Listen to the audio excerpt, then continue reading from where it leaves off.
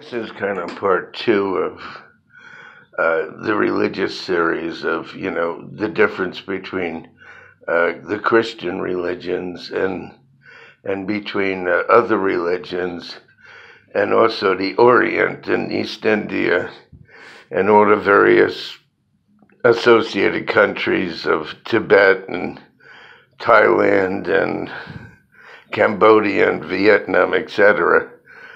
And the Muslim countries also have a belief in the return of life and hereafter, and that our life is just a drop in the ocean.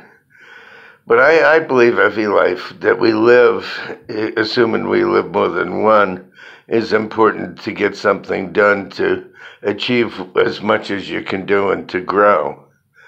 So I think that's the basis of anything to do with reincarnation or a new life or another life or a return life or what I call a round trip. The Catholic or Christian religions teach the one way idea that you either go to heaven or hell, and that's the end of the voyage.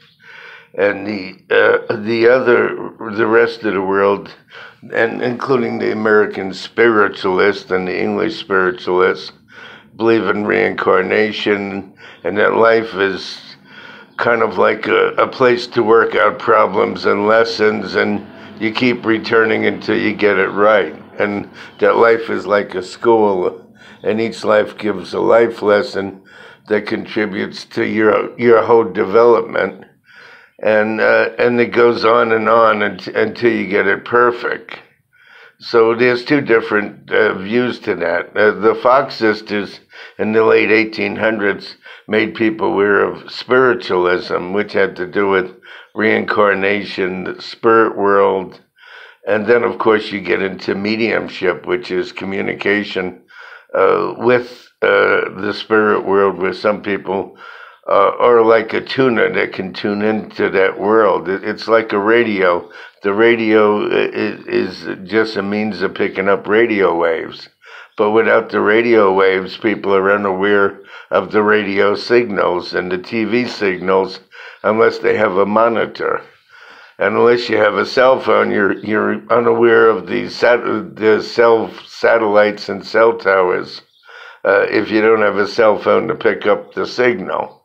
So some people are picking up the signal, and then of course you have to talk about near-death experiences and people being visited by their loved ones, which is something that the hospice nurses all talk about, how people will be visited by their relatives in their dying period, and the relatives come for them to bring them to the transition from life to death and into reincarnation and so forth and so on. So these ideas are, concepts of, the Christian view and the Oriental or East Indian or the spiritualists or even the Cathars who lived in the 1200s when the Pope Innocent III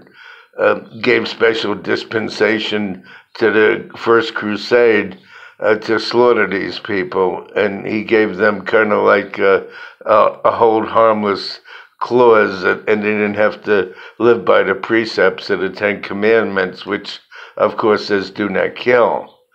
So it's just an interesting point of view that I try to bring out.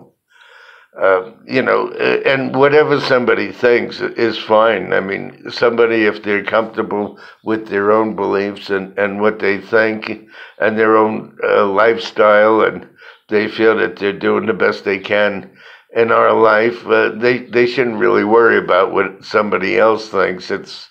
It's not important what they think. It's important what you think, each and every person. And it doesn't matter.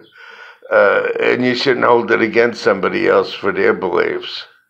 We have to be liberal, and we have to be considerate, and we have to be just, and we have to try to be open-minded so that everybody has an opportunity to live the life that they want. And this is part two. And I went back to the period of the 1960s and 70s, and when I was doing psychic fairs and personal appearances and a lot of stage work, and I would do colleges and shopping malls.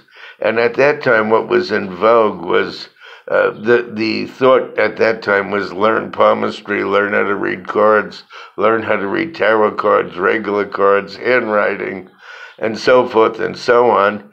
And by developing all these skills, whether it's astrology, numerology, astronumerology, the abracadabra, etc., you would have all these knowledges, all these abilities, all this mental training, along with psychic work, and that this would enable you to come up with some amazing information. And what seems to be in vogue in the 2000s, like 2016, 18, 20, whatever, is mediumship. And mediumship is really communication with people in spirit. And I think a lot of people who watch these shows don't realize that it's actually a contrary beliefs to the Christian idea of heaven and hell and a one-way trip. But like I said, what somebody believes is not important. It's what each person believes, and we should all be open-minded. And I really believe that the mediums are really being honest. I don't think they're pulling some kind of a number or the wool over somebody's eyes. I think all of them, whether it's John Edwards or Lisa Williams or John Thomas or the so forth and so on. There's a lot of people out there, and I think they're really trying to do a legitimate job. And I come from the era where you learned all these different skills, and you were able to sit down and do somebody's numbers and handwriting and name and so forth.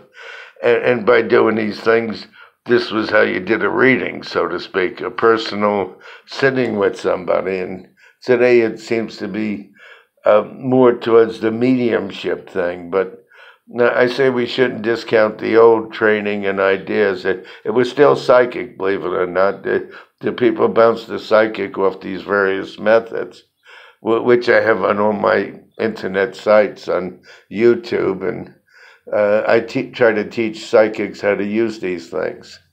Well, I just wanted to give my point of view.